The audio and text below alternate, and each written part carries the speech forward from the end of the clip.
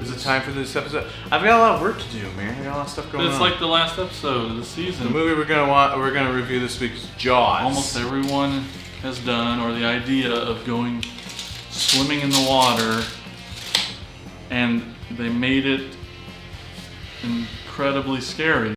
We need more space. We need to be able to move around more. We need to Jump around. remodel things a little bit. You know, give things a fresh look and give us a little more elbow room. We're gonna knock out this wall. So I'm just kind of measuring things out, getting figured out. What's that sound? No, it's the fuse to the 500 pounds of dynamite. Wait. What? 500 pounds of dynamite? Well, yeah, I gotta blow out this wall. So I've stored 500 pounds of dynamite back there. No, dude, you don't need 500 pounds of dynamite. Why? What's gonna happen? It's gonna.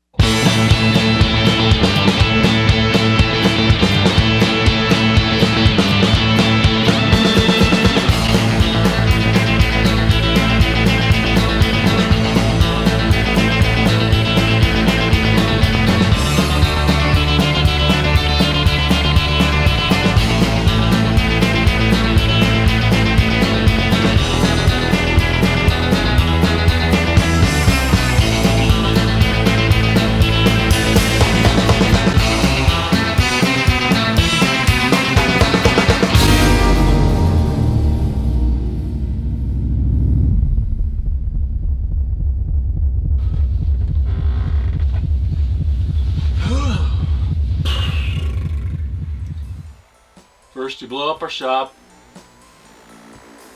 we die, go to hell, because of that stupid contract you made with Lucy, and now you get us kicked out of hell. Hey man, it wasn't my fault. All I was doing was polishing Satan's pitchfork. Yeah? Well, you left it on his throne, and he sat on it. Yeah, it was kind of funny. Yeah, that's true, it was. But now what? We have no place to do our show, and we have no contract to make us famous, and Lucy's gone. Well, my friend, the show must go on. I say we do the show here, and then we'll just work on finding a new female co-host. Done. Alright. Well, what show we gonna, or what movie we gonna do? Well, I don't know.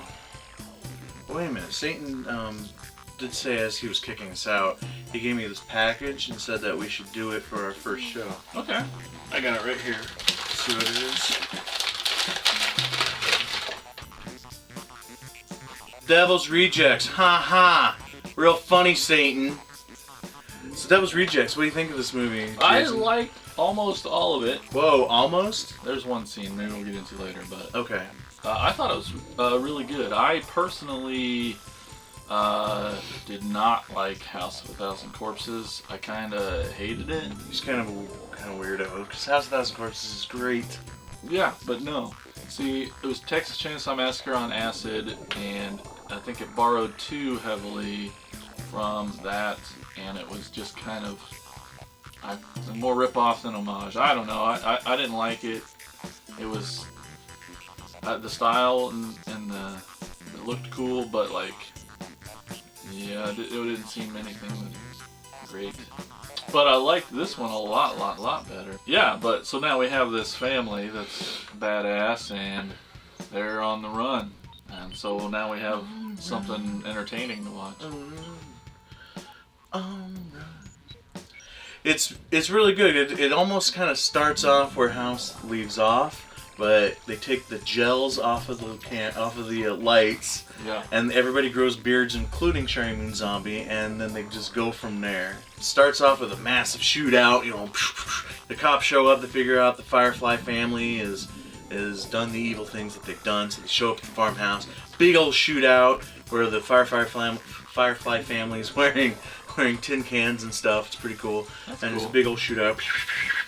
And 3 of them escape. Mosley, just 2 of them escape. I'm sorry. Mosley and Sherry Moon, they escape, and then they meet up with Sid Haig, Captain Spaulding, a little later on. Mama Firefly, this time played by Leslie Easterbrook, from the Police Academy films. Crazy. And yeah, and then the other sibling, Tyler Mane. Well, Tyler Mane gets killed, and then Mama Firefly gets arrested by William Forsythe playing the sheriff. There are so many people in this movie. It's crazy. It's true. Leslie Easterbrook, Sid Haig, Bill Moseley, Sherry Moon Zombie, William Forsythe. Then you got like all these amazing little cameos from Brian Posehn to Three's Company Girl. the Three's Company Girl, not Suzanne Summers. Daniel Roebuck shows up. The list goes on and on and on. There's too many that I can't even think of. So it's crazy. Just chock full of cool people. And then this one is definitely more of, say, a road movie. A little bit more of an original story to it. Even though it's like this much story, it's like, oh, we're in trouble, let's run away. And that's it. Let's not get caught. And that's all there is to the plot. Mary Warnoff is also in this movie. Because Otis and Baby, they get out through a drain pipe. And then they hijack Mary Warnoff's car and steal her car. You know, they stab her and they take off in her car, leaving her Lou Temple! Lou Temple!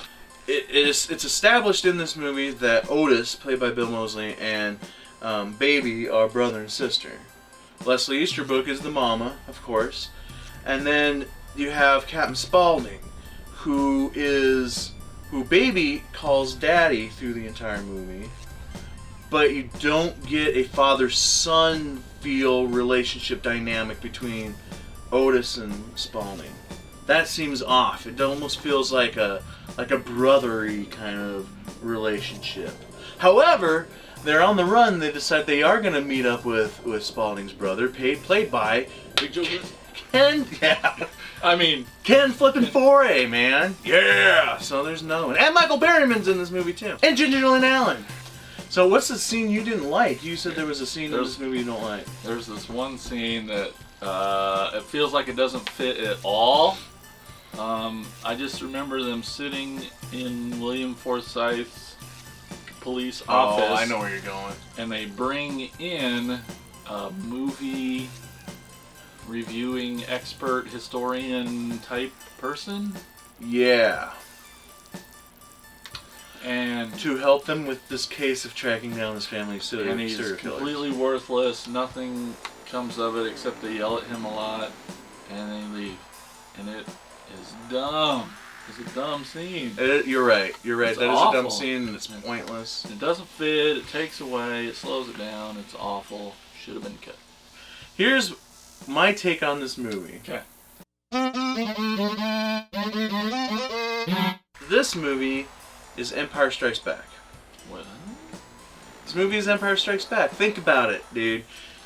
So you have the Firefly family safe in their home, blah blah blah. The police show up, much like the Empire, on the planet Hoth. Mm-hmm. They take them down. They bring in the AT-ATs and all that, and then the rebels escape via Millennium Falcon, and they're out. Just like in this movie, they escape, they get out, and then where do they go? They're on the run. They're being chased down. The whole movie is just a road movie, chase movie, which is what Empire is. Empire on Strikes Back, at its core, is nothing but a road movie, which is great. Without roads in space. So what do? They seek refuge in this weird little town that is completely run by this like gambling, kind of crooked guy, Spaulding's brother. I can't remember the character's name now, but played by Ken Foray, aka Lando Calrissian in Cloud City. Whoa. And then what happens? Everything's safe, everything's great, they're living the high life. Then Double crossed by Lando or Ken Foray, and they are betrayed by this person, bringing the Empire, aka William Forsythe, in to take them down, but at the last second has a change of heart and helps them escape. Empire Strikes Back is The Devil's Rejects. Wow. Never saw that before. Did I just blow your mind hole? Yeah. Probably my biggest problem with this movie, and I think I've talked about it about other movies in the past too, is I think Well, especially when it comes to Rob Zombie movies, he is not the greatest writer of dialogue. I love his ideas, and I love his movies, but he definitely needs to take a few script writing lessons, especially when it concerns dialogue. I'm not saying this as I'm a prude or anything like that, but his overuse of foul language just goes too far, and it's flat out annoying. It goes in the same play as any word. You know, if you were to replace the word fuck in this movie with cheese, you would end up hating the word cheese by the end of this movie. So why is it okay that it's the word fuck that's used as a noun, adverb, pronoun, verb, adjective, whatever, in the same sentence throughout this movie, but if it was the word cheese, you ended up hating it? So it's the same thing. It's just lazy writing, you know, and anytime you have dialogue and you overuse the same word in a sentence over and over and over and over and over and over again and over, then it just comes off as sloppy, bad writing, unrealistic dialogue, and it gets under my skin, fingernails on a chalkboard, and I'm done. You have lost me. Anything else you got to say about Devil's Rejects? I really liked, I forgot his name, the burnt tall super brother. Oh yeah, I don't remember that actor's name either, but Tiny. Well, his character's Tiny in the movie. Yeah.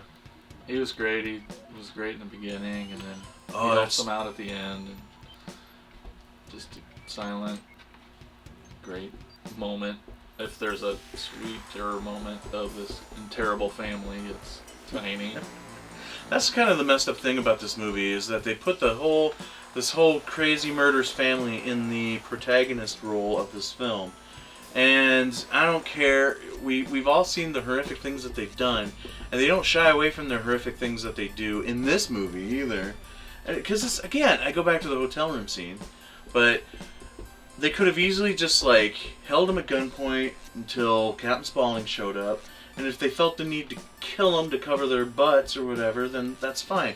But no, they torture these people for kicks. Mm-hmm. So, and then to try to expect us to have sympathy for these characters, especially when the third act, when spoiler alert, William Forsythe goes off the chain and he's totally cuckoo for Cocoa Puffs, and he's just trying to burn them alive or whatever, and it's so flipped because you got Baby oh my god, you know, and we're supposed to at this point now have sympathy for this family. I mean, that's kind of how it felt like Rob Zombie was trying to do here, but I'm sorry, it's not going to happen with this family. I mean, I've seen plenty of movies before where there's a killer or whatever, and they actually do a decent job of putting that person in the protagonist role, and even creating sympathy for that characters. Characters like Martin, the movie Martin's a great example of that. That guy was a sicko, you know, killed women and then had sex with them. But then you feel bad for the guy, especially by the time you get to the end of the movie, when you think things are going to turn out for the kid. That should probably wrap it up for this episode. Let's wrap that up.